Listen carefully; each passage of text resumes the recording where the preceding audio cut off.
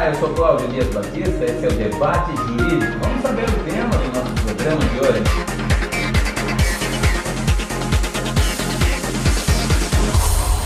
Para falar sobre divórcio, nós trouxemos aqui em nossos estúdios a doutora Milena Oliveira, a doutora Marcela Patekoski e o doutor Murilo Padilha Zanetti. Minha primeira pergunta é para a doutora Marcela Patekoski, que é especialista em direito de família. O que é discutido numa ação de divórcio, doutora Marcela? Na ação de divórcio, as partes discutem quanto às guardas dos filhos, as visitas, alimentos, partilha de bens e também quanto ao nome, como vai ficar o nome das partes depois desse divórcio. Antigamente era só o nome do homem que era discutido, mas hoje o nome do homem pode ter alteração. Antes só da mulher. Hoje do homem e da mulher pode ter alteração. E a separação, ela é diferente do divórcio. O doutor Murilo vai nos explicar essa diferença. O que será que é a separação e o que é o divórcio? Então, Cláudio, a separação e o divórcio, ambos extinguem o vínculo conjugal. Porém, na separação, a pessoa não pode se casar. Já no divórcio, ela já pode se casar e constituir já um novo matrimônio. Antigamente era uma coisa muito complicada isso de divórcio e separação. Por quê? Porque as pessoas se separavam. A separação tinha que durar 2 anos para depois transformar essa separação num divórcio. 2 anos de espera para fazer outra ação. A pessoa tinha que pagar de novo o advogado para que isso fosse feito. A Emenda Constitucional 66/2010, ela alterou isso e fez com que o divórcio pudesse ser feito imediatamente. Alguns juízes têm um entendimento que, na minha opinião, é equivocado. Eles entendem que a separação foi revogada. Não foi. As pessoas, elas podem ter o direito, elas não querem divorciar, eu quero pensar mais um pouco, e fica no estado de separação. Quanto tempo pode durar? Muito tempo. Eu não quero casar ainda, estou pensando, direito, tá bom.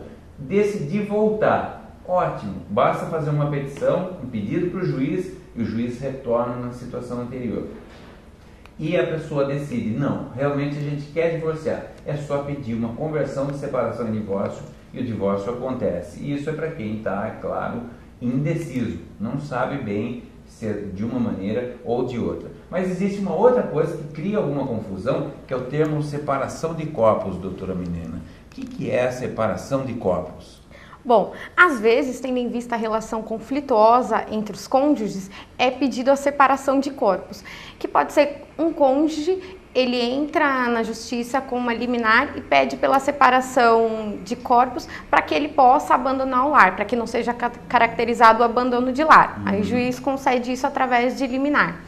Ou existe uma agressão de um cônjuge. Uma briga entre os dois. Isso. Quando existe uma agressão, o cônjuge que foi agredido pode entrar com o pedido para que exista a separação de corpos, onde o cônjuge agressor, ele é obrigado a sair do lar. Liminarmente, quer dizer, é uma ordem, antes do cara falar qualquer coisa, ele é colocado para fora de casa. É assim mesmo que funciona, é uma ordem judicial, tem que estar amparada por um boletim de ocorrência ou alguma prova de que houve agressão anterior. A pessoa chega com um pedido no juiz, o juiz determina a ordem, o oficial de justiça fala, o senhor vai ter que sair só com a roupa do corpo, pega seus objetos pessoais e o senhor vai sair de casa. E a pessoa tem que sair da casa.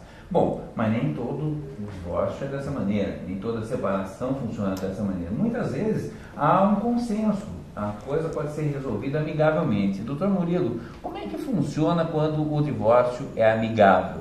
Então, é o chamado divórcio consensual.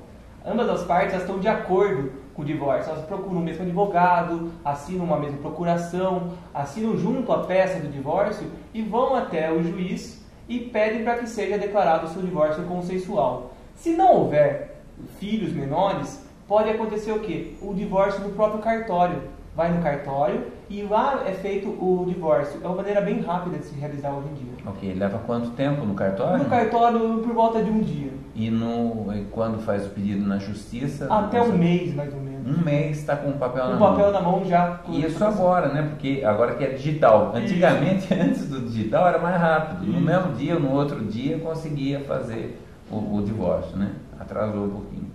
Tá bom.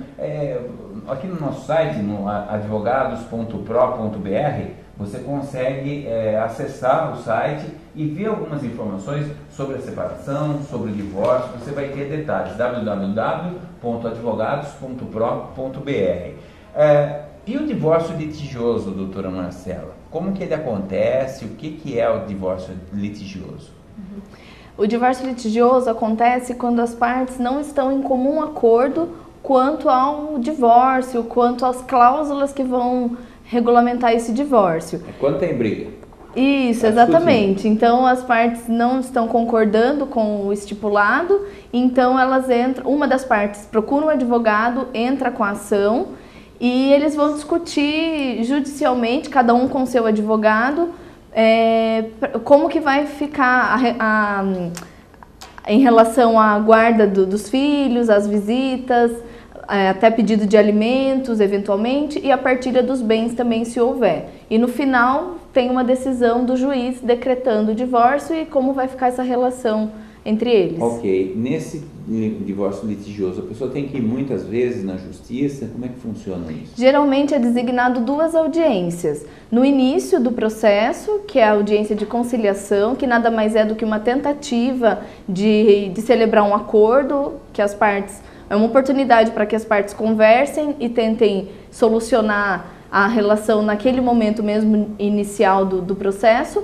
Caso não haja acordo nessa oportunidade, é designado uma audiência de instrução, que é na presença do juiz, e o juiz vai usar para colher as provas necessárias para, no final, decidir como vai ficar essa relação do divórcio. Ok, muito obrigado pela presença de vocês. Eu espero que você tenha crescido, que você tenha aprendido um pouco hoje com essa questão tão importante que é o divórcio, né? E possa também transmitir isso, falar para outras pessoas disso que você aprendeu. Tem uma história na minha infância, comecei no direito ouvindo Ney Gonçalves Dias no TV Mulher. O Ney Gonçalves falava sobre união estável, falava sobre divórcio.